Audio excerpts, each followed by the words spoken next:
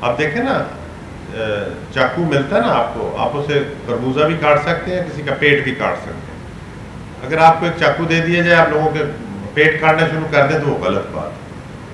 آپ کو کوئی اتھارٹی یا ایکٹس یا نالج، وہ ایسا نالج دے دیا جائے جس سے لوگوں کی رسپیکٹ سے کھیلنا شروع کر دیں تو وہ دیٹس رانگ۔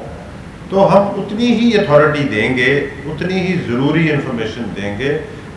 جو ہمارا کام بھی چلتا رہے، جس میں لوگوں کی عزت و ناموس بھی محفوظ رہے گا۔ تھینک یو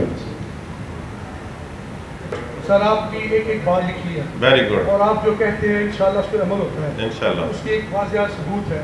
وہ یہ ہے آپ CCP لاہور تھے اور میں سینٹرل پروفیسر ڈاؤن تھا، وہاں سر دن میں 9 وارداتیں ہوتی تھیں، 10 واردات آپ نے ایک آرڈر پاس کیا کہ اپلائڈ فار موٹر سائیکل کو پکڑے، اور جس نے پکڑی ہے کتنی پکڑی ہے، جو اس دور میں جس نے موٹر سائیکل پکڑی ہے اس نے اپنے چاچے سکے کے کہنے بھی موٹر سائیکل چھوڑی، اور اس وقت یہ دور ہوا کہ کرائم 0 پہ آ گیا۔ ان شاء اللہ تعالیٰ جو آپ نے باتیں کی ہیں اس پہ ہم عمل کریں گے اور پوری محنت کریں گے، اور آپ بھی ان شاء اللہ تعالیٰ جو باتیں ہم نے کی ہیں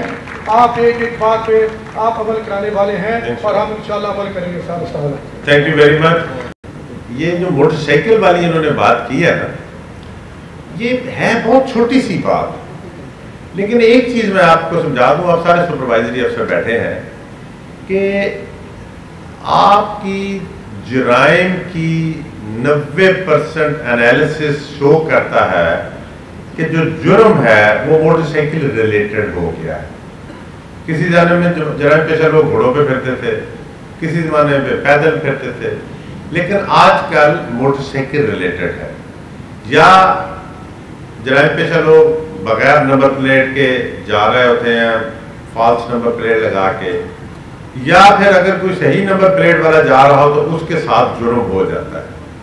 بوتھ دی ویز اگر آپ موٹر سائیکل چیکنگ شروع کر دیں گے اور کرپشن کا عنصر اس سے پاک کر دیں گے، اپنے متحدوں کو کرپشن نہیں کرنے دیں گے کہ یہ موٹر سائیکل والے کو چیک کیے اس سے پیسے لے لے، اس پہ سختی کریں گے، سخت خود احتسابی انتظام کر لیں گے، تو آپ کے علاقے کا جرائم 50 سے 60% آٹومیٹکلی ریڈیوس ہو